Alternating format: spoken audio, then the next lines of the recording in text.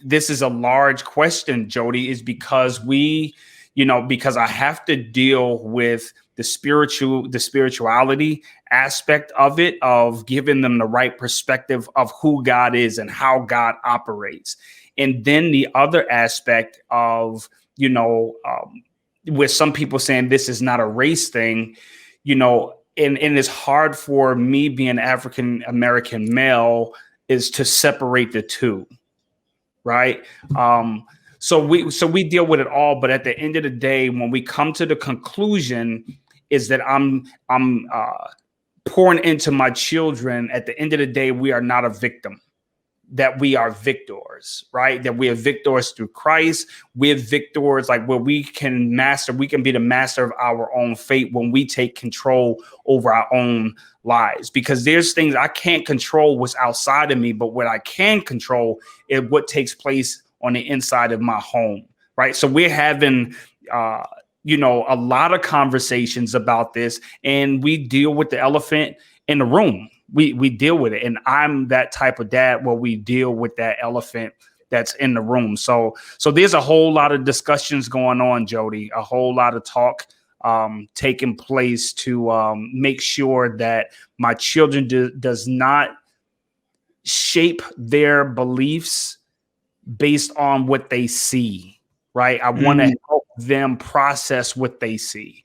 I don't want them to process it on their own. And that's why it's important for dads to be involved, for mom and dad, right? But specifically fathers, because that's who I am, is that I need to be present to be able to answer their questions and to reduce anxiety, right? Just to help them process what they are experiencing vicariously through others.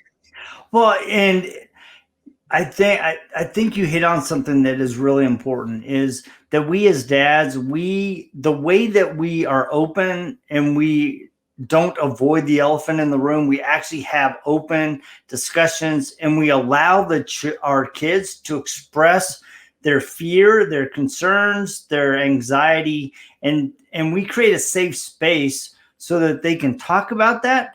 It gives them hope. And so instead of them asking the question, well, what if it was different? They can say, what can we do in our family to make the changes that we want to see? What are the changes that I can do as a son or a daughter or a father to execute on the changes that I want to see? And when we create that environment, we empower them. I mean, my oldest son, Devin, he is so passionate about making people feel loved. And last year when we had all the George Floyd chaos and the loss, just the tragedy that happened around that, he was in Southern LA with a lot of those protests. And he was like, Dad, I can't believe it. He goes, we were just out there trying to create a unified force for change, and we were getting hit with rubber bullets. He's like, we were totally peaceful.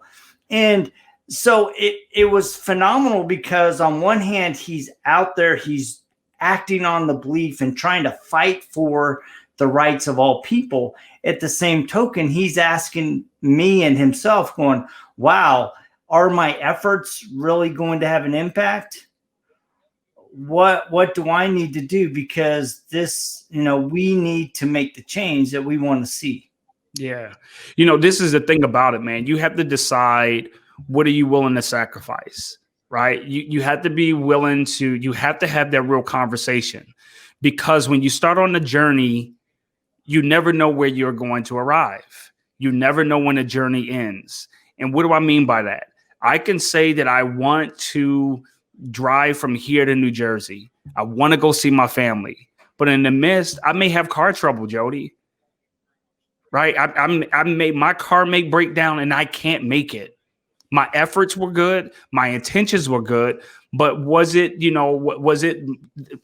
my whole goal, or was the whole big picture just for me to make it to Pennsylvania?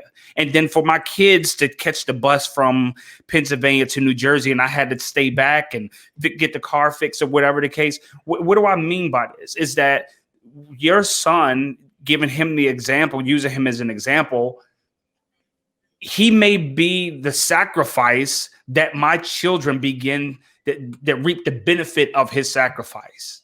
Right? Martin Luther King, he had to go through what he went through in order to give me the opportunities that I have today. Right. So you never know what your role is in the process on that journey, but you have to be willing to pay whatever the cost is. You need to know what the cost is as you begin this journey. So I can say, like, man, at what cost? Like, will things ever change? They will change. But the problem, the real question is what am I willing to sacrifice to not see the change that I want to see? Yeah, and I think one of the challenges is whether you're sacrificing in business or in your family or trying to make social change. A lot of times we're looking at the inequity and we're looking at the things that we're having to give up instead of looking at the things of what we have to give up for what we can gain. Because a lot of times we have to give up the baggage to get the bag. And that bag can be for blessings for your family, it can be blessings for your business, whatever. And a lot of times we're clinging to what if. We're clinging to, man, I'm going through this horrible situation. And maybe the situation that you and your family are going through is God's using you to build a blueprint to be a blessing to other people's lives. Absolutely. Absolutely. I like what Kenneth said right here. He said the journey is difficult, but we are built for it. And absolutely, like, you are built for whatever journey that you set out to achieve or to go on. You're built for that journey. It's when we get distracted by other people's journeys. It's when we get distracted by everything else. Like, you wasn't built for that, bro. You know, so I was talking to a buddy of mine earlier today, and we had a great conversation. And he was talking about, like, well, what can we do? What am I doing? You know, all of that type of stuff. And I told him, listen, I played my lane. I wasn't called. I wasn't called to play other people's lanes. Like, I wasn't called to be on the front line. Not at this time. That's not my assignment. That's not my assignment to go to stand on the White House or to do the marches or whatever right now. That's not my assignment. God has raised me up to use my social media platform to be a voice, to bridge the gap between whites and blacks on blacks on a social media platform.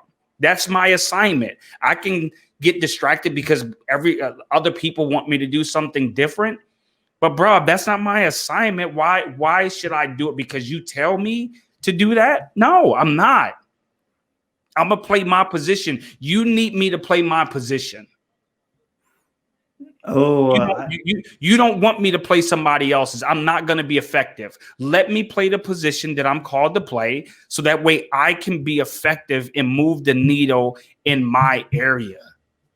And I think the number one position that we as men need to take, especially in the family, is we need to grab hold of that position of father. And if we have a wife that's walking side by side with us, we need to recognize that we are co-captains trying to help our children play their unique positions because they have their own unique skills and their talents and their gifts from God. And if we can create a playing field in which they can thrive, even when there's severe adversity, they will, whether it's the first or second or third quarter, because you and I both know the real test comes in the fourth quarter. Oh, absolutely, bro. And if we're playing our position as dad and they know that we're consistently walking the game with them, walking the journey with them, it's going to instill confidence when it comes down to the moments when it's really, really important.